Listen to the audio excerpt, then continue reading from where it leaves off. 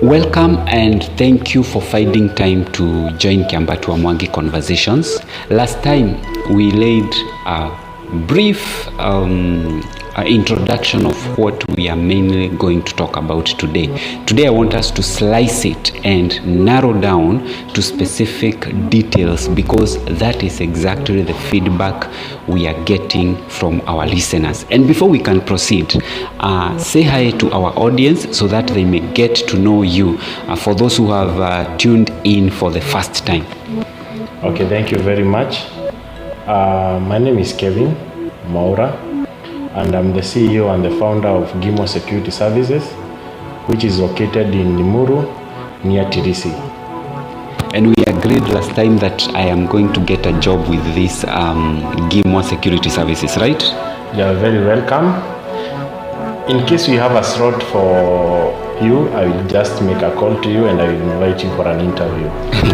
What exactly does this, you can't just call me for an interview. Our interview, we are finishing it here. What exactly does Gimo Security Services do? Can you briefly just give us the main issues or the main services that you are offering?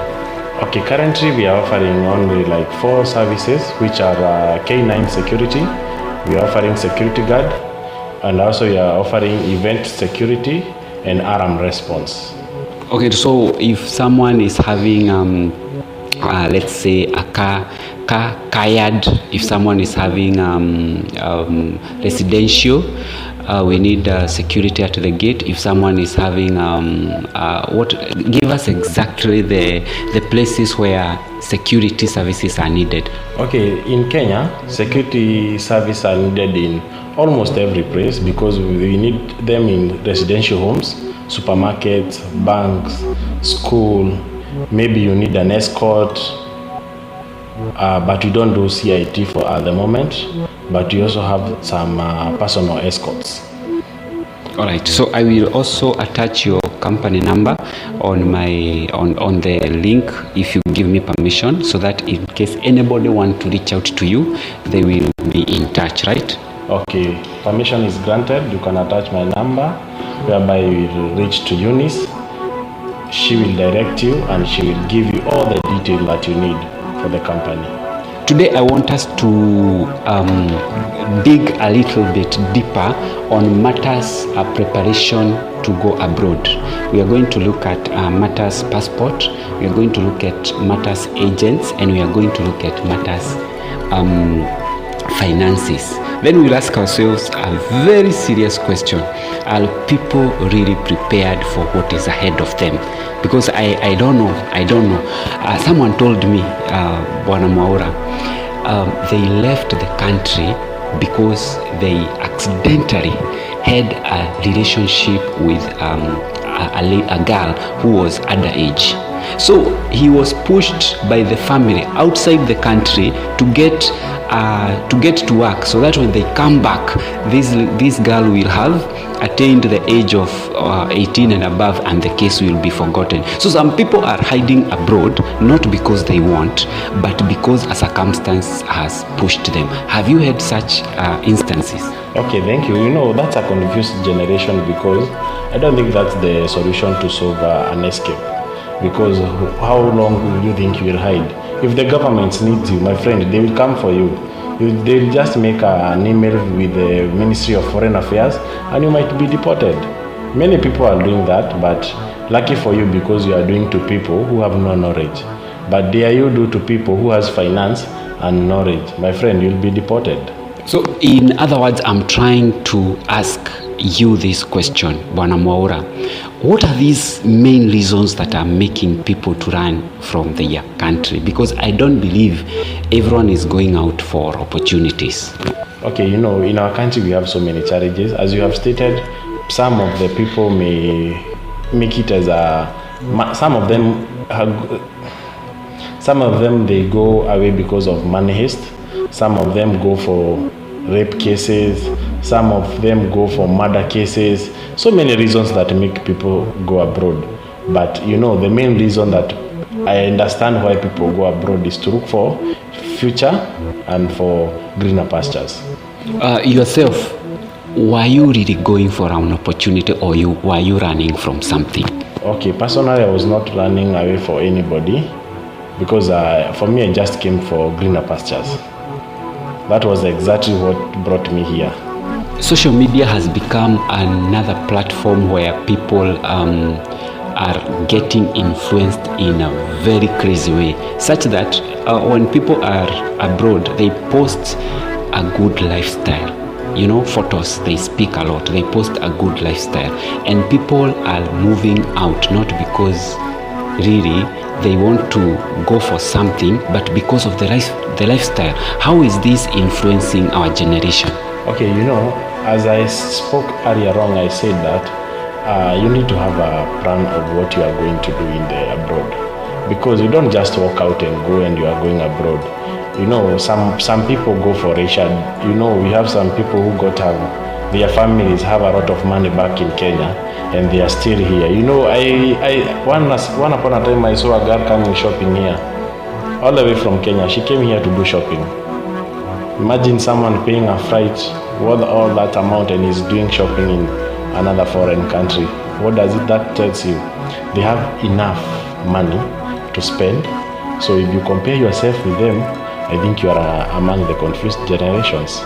So let's narrow down to the laborers who are going to seek opportunities with a good intention, with a good heart, that I want to change a life for myself, for my future generation, and for my family.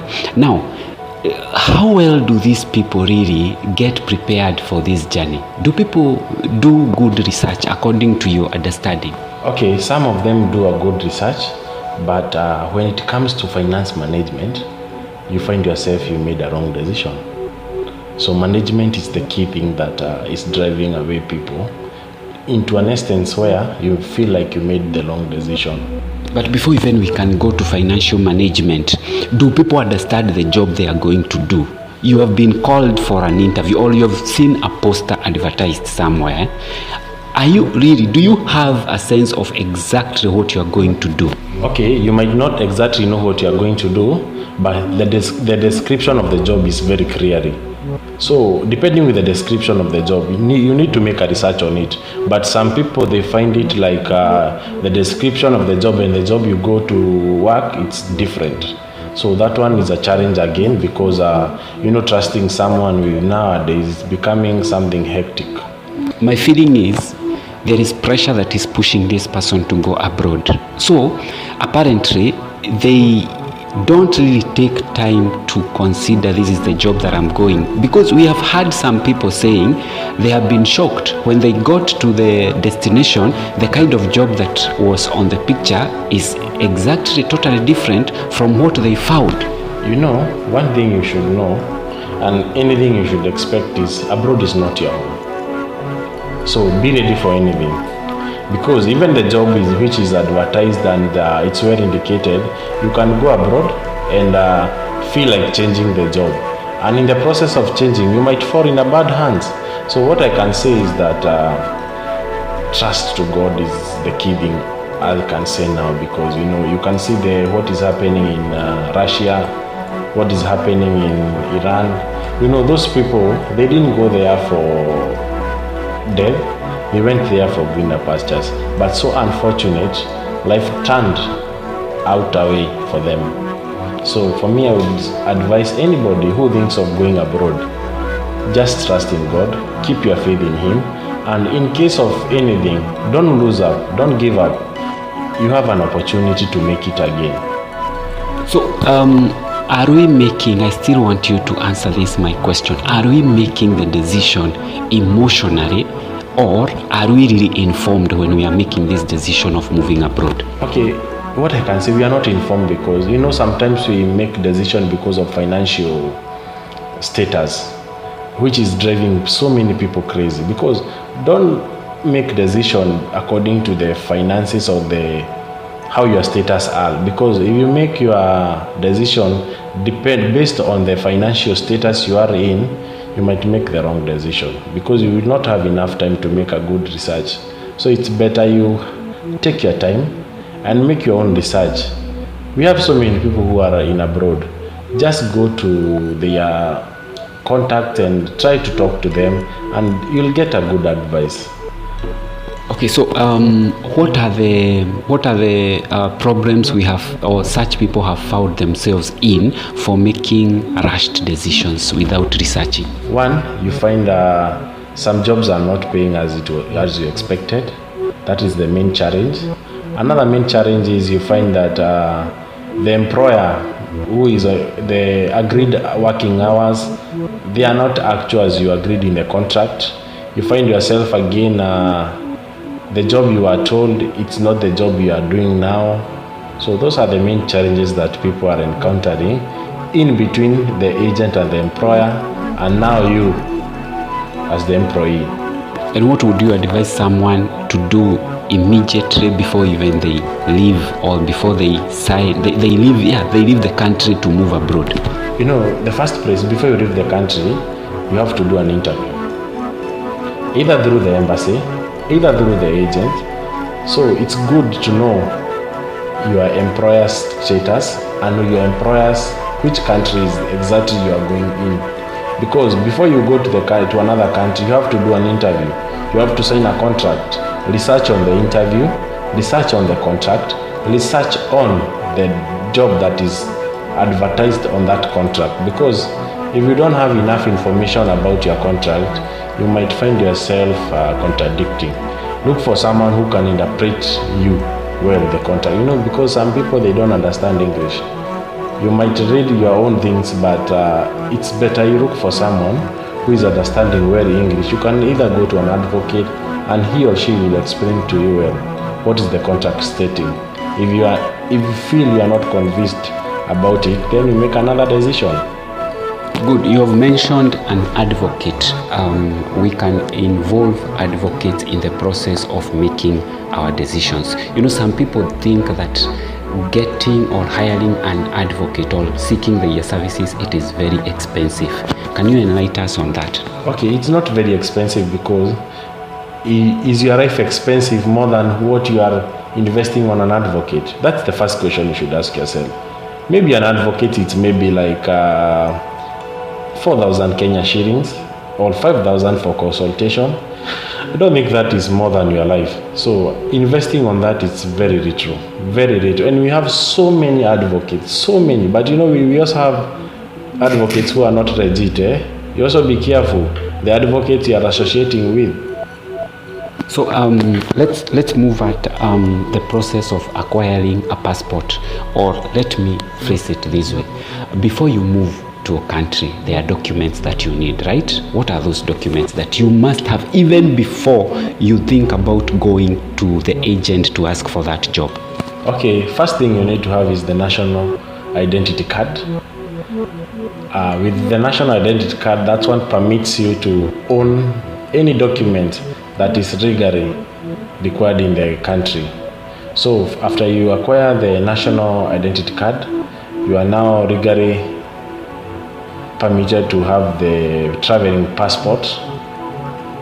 Which one? The passport, you will acquire it through the e-Citizen. And after you acquire the passport, you need to have a good conduct, police clearance certificate, so that you can be justified that you are not a criminal, or you don't have any pending issues in the court. They just clear you from the crime.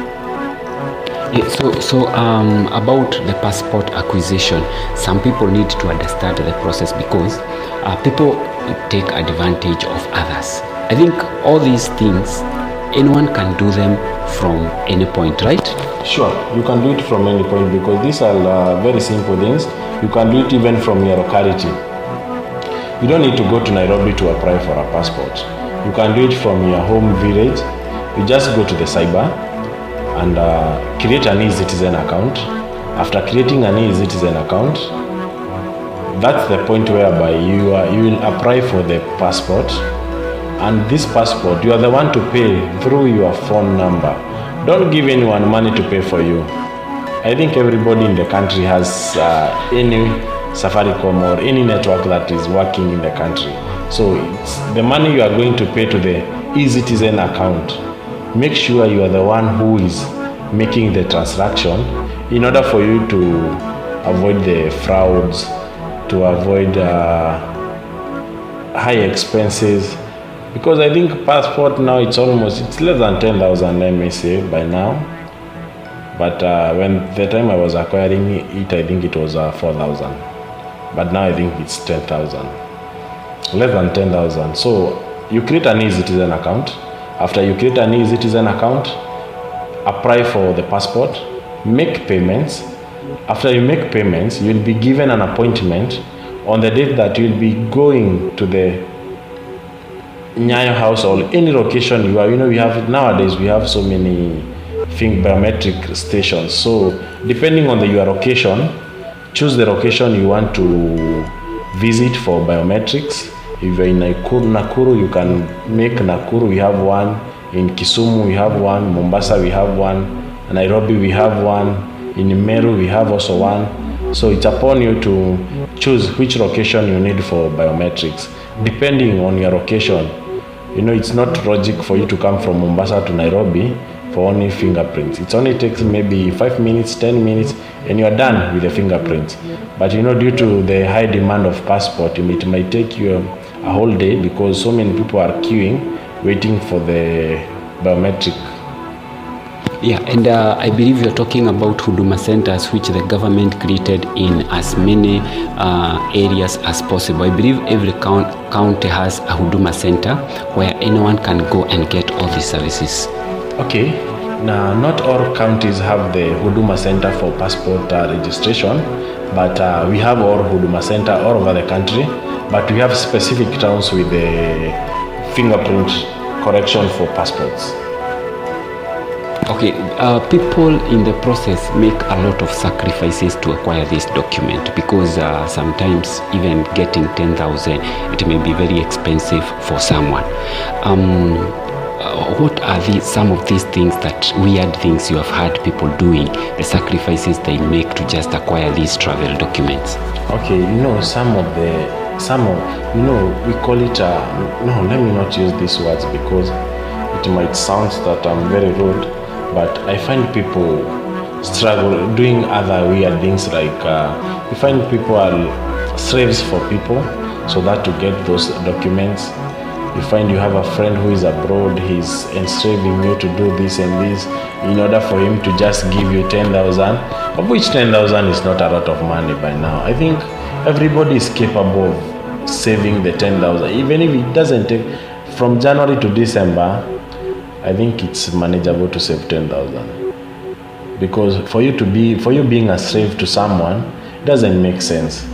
So the challenge people are facing is being slave to people in order for them to give that money for them to acquire the passport.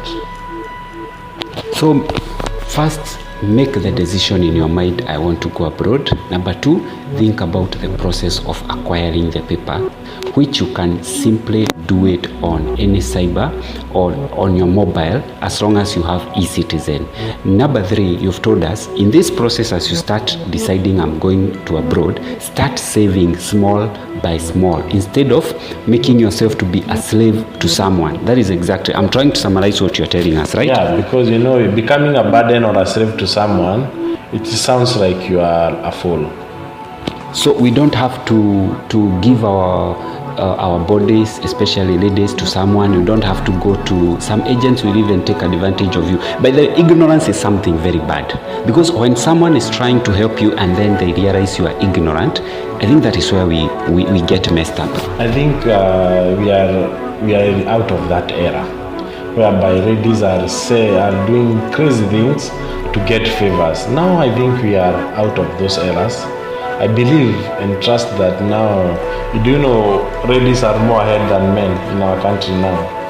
Ladies are more advancing than men. If you check those people with many banks account and many businesses in the country now, I think ladies are almost now equivalent to the men. So we boy child, we got to have a challenge, and if we don't wake up early now, I think the girl child will take over. And some people are rushing the process of acquiring their papers to immigrate to other countries. What would you tell such people? No need of spending a lot of money, yet you can have patience, and you'll spend little amount and you'll reach your destination peace-free without so many expenses. Just have small patience pays, because with the patience you can wait for something and you hear, oh, another guy went to this country, now he's having these challenges.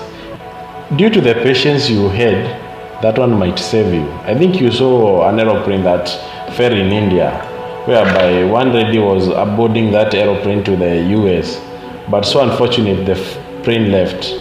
But after the plane took off, the plane crashed. You see, the lady survived the death because of just small lateness.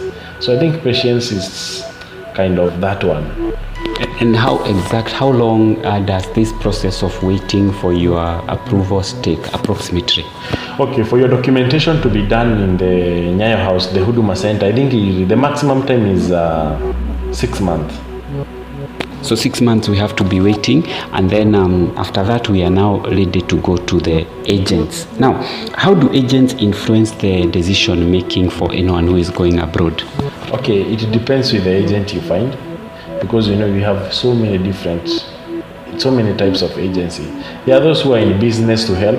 There are those who are in business just to earn money and go. So it depends with the agent you find. And they come with a lot of promises to candidates, I believe. Of course, they have to sell their manifestos because they need money. Your manifesto is the one who will make you to attract people. If today I tell you I'm taking people to Turkey, do you know how many people will make you in my office?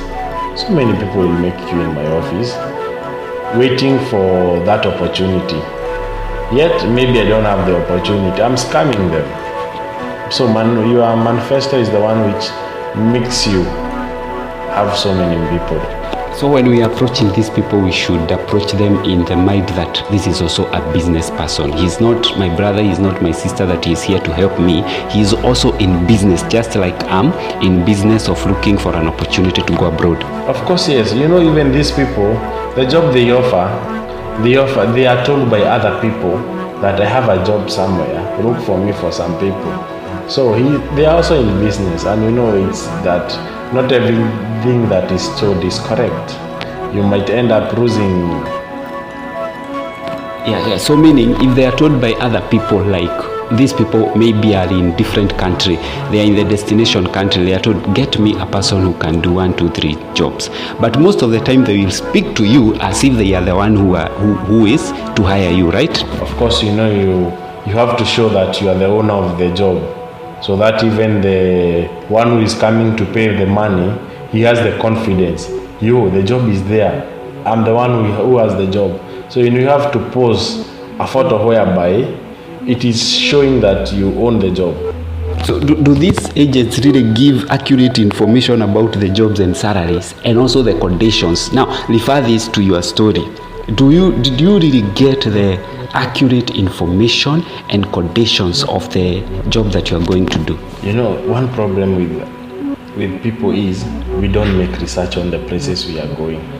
We are so excited of us coming out of our country and going abroad.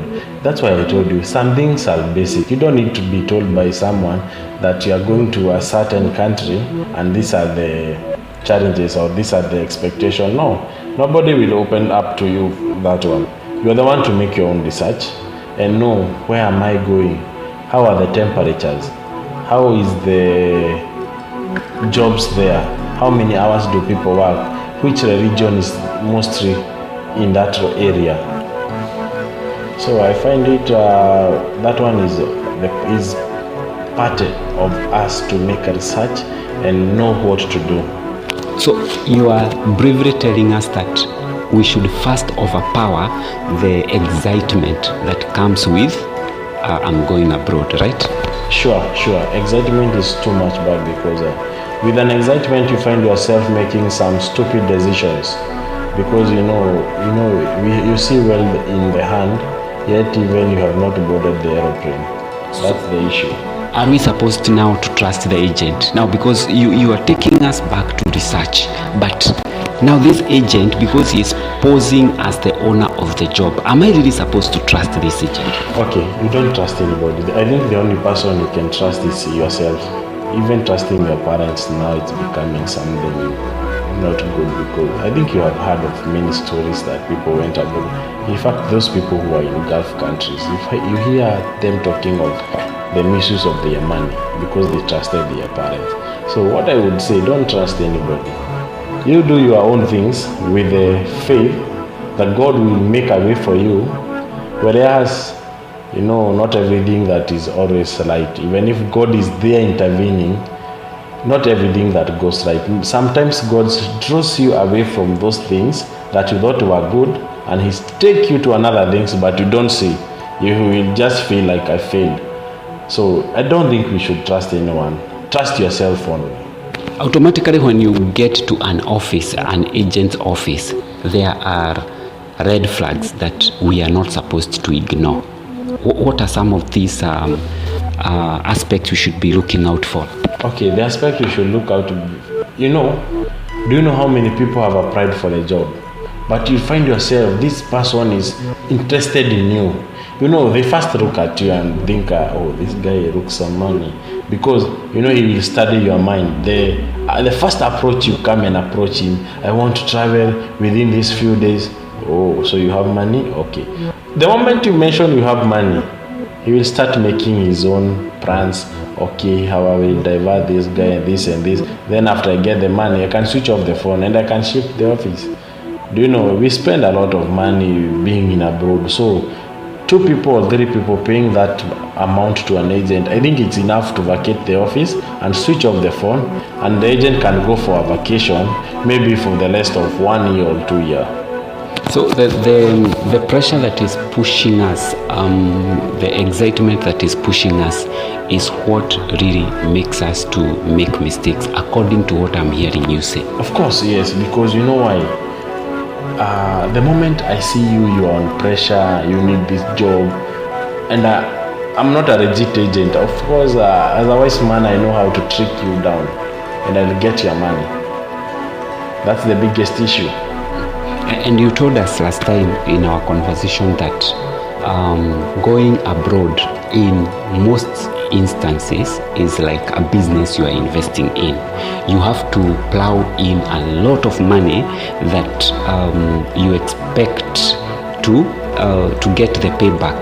Can you just try to briefly tell us what is the cost of a passport, what is the agency fee, and maybe the travel? Like approximately how much are we expecting to spend in this? Okay, it depends with the country you are going to visit. We have different types of tickets, we have different types of fees that are charged in the embassies. So it depends with the country you are going. So I may mention few countries that I'm aware of. First, the passport, I said it's 10,000. It's not more than 10,000 if you are patient of waiting the 6 months, the 3 months. But if you are not patient, you will find those people in Nairobi who wake up in the morning to go and think for you. They are there. They can get it for you in the few days as they tell you. Which of some are doing it and some are not doing. It depends with who you trust with your money. Again, all Gulf countries, I think you need like 300,000 is enough for you to be in Gulf country. Starting with the medicals, starting with the visas, everything is catered, flight, 3,000 is enough for you to be in Gulf country. But don't you think 300,000? Why not invest this money in a business? If you can be able to get 300,000 in your country, is it really worth it to take it to an agent, or can't you just open a business with this money? One thing with this money, most of people, they don't have them by cash. They acquire it through loans. So, and as you know, going abroad, we are always sure that we are going for a job. So I will not lose. I will get salary and I will be able to pay the loan. But investing this money in our country, you are not sure of the business. You don't know if the business will pick up. You don't know if the business might collapse. You don't know what will happen with the business. But the same way we forget, even in abroad, things happen. And you might reach in the airport and you are deported. But we view abroad in another aspect of way that we are going for money. We expect that the moment we are alive, money is on hands. We will receive it and we will work on it. That's the biggest issue. But now you see, Maura, at the end of it all, someone is getting into debt just to leave a country. Don't you think that is dangerous? Sometimes it's dangerous because, as I have told you, you might be deported, you might have the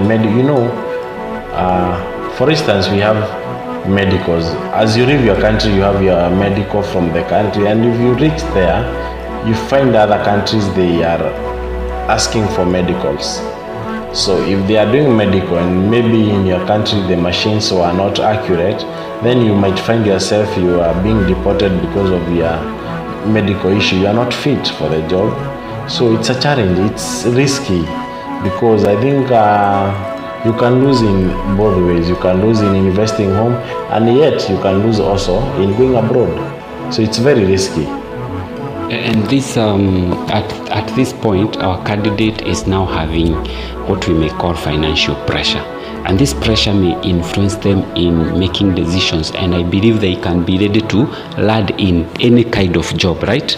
Yeah, you run to any kind of a job because, you are just on pressure, excitement. Because on pressure, when you find you have been successfully selected and your visa is ready to print, my friend, you find yourself excited in such a way that you even don't take time to study again your contract. If they have any reviews that has been made, you just been excited. So you find yourself doing what you were not going to do in the first place. And I also noticed something that agents that are doing when they bring so many, they need like 5 people to take abroad, but they announce they have like 20 people to come. So somebody have been in the queue in the agent's office for 6 months waiting for this job. That agent is not telling them the truth that they have no job, and they end up becoming desperate. Don't you think? And already they have taken a loan.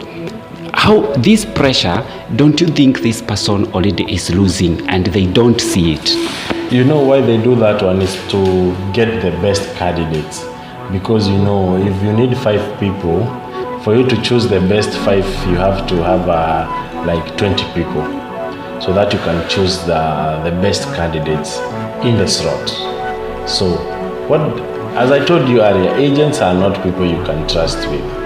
Because some people take banks loan and they give their title deeds, they give their parents assets. So I think agents they mislead our people by not giving them the correct information. And again, as I said earlier, research on the work that is scoring off, because these things are always made in the social media, and you can check through the website of the ministry. You'll find these jobs there, because before any job is advertised to the agents, if you go to the ministry, you'll find that job is posted there and you can check from there. But we don't have those trends to visit the ministry, so that's why we find ourselves congested and under pressure. But I think our government can revive on those issues and make something good for us.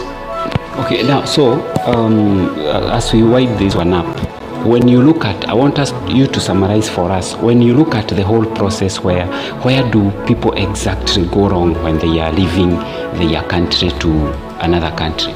Okay, where people go wrong is making decisions. The decision is the first thing that fails our people. Because the decision we make, sometimes we come to regret later, because we never get enough time to make decisions, which is the biggest challenge on our daily basis. Because the moment you make first decision and you have traveled, you have to abide by the contract, or else you go home before the contract ends having not attained the target you had made when going abroad. So if you could stop someone from making a mistake in this whole process, what would you tell them? What I would tell people is make a good research on the place you are going, make a good research on the work you are going, make a good research on the salary you are going to get, then weigh yourself. Is this salary worth for me leaving home? Is this country worth for me leaving my home to go and work there? Is this contract legit for me? Can I get same job in my country? You have to weigh. Those things are very important, because you find yourself you are doing a job which you could do in your country and get the same amount. So you one thing, you are doing a job that you can do in your country with no enough freedom, because when you go to a new country, you find the rules of there, and you have to abide by the rules which you are not used to earlier on. By the way, when people go to do for interviews for jobs like cleaning, driving, and maybe many tasks, interviews, they tend to believe, or they think that whatever they were doing in the country is what they are going to do to the countries that they are going. Is that usually the truth? No, it's not the truth, because our country is not advanced, so you find yourself you are in a country where technology has taken up everything. So you find yourself operating most of the time with the machines which are not familiar with us due to the technology of our country. So it's not the same from our country. That's why people get training for some few days or for some few months in order for you to familiarize with those machines, to avoid damages and to avoid unnecessary death. So don't think, someone should not think that now that they are able to drive and to maneuver through the roads of Nairobi, they can be able to maneuver through the roads of Dubai or any other country, right? Okay, driving is another way of thing, because a vehicle is a vehicle. It depends with how a vehicle is a vehicle, because the same clutch and the same accelerator and the gear, the same you find in Kenya is the same you find abroad. So driving is not mostly the issue, but those people who are doing unprofessional jobs, whereby people are becoming lazy, so the machine have been invented in. So those machines now, they are the machines that people are trained on to use in order for them to avoid unnecessary death and to avoid some unnecessary damages. Okay, we are coming now, we have come to the end of our conversation, and I'm always grateful that you get time to come and share with us a lot of insight. Give us your parting shot. Okay, my parting shot is, I would advise anybody or anyone anywhere who is going to listen to us, or anybody who has a friend and he is planning to go abroad, kindly feel free to share this video to him or her, so that he can be educated on things to encounter in abroad. One, have a good plan of what you want to do with your life. Then after you have a plan, then you can start off the process. Don't be in a hurry. Start process one with the passport, good conduct. Go to the many agencies as you want. Weigh their interviews, weigh their contracts, weigh their talks, weigh their money, the commission money they are asking for. Go to the embassy for the first time. If you find yourself you have maneuvered in the first time, it's okay. Try as many times you can in order for you to get it. Again, we will talk of financial sometimes after we finish this one maybe.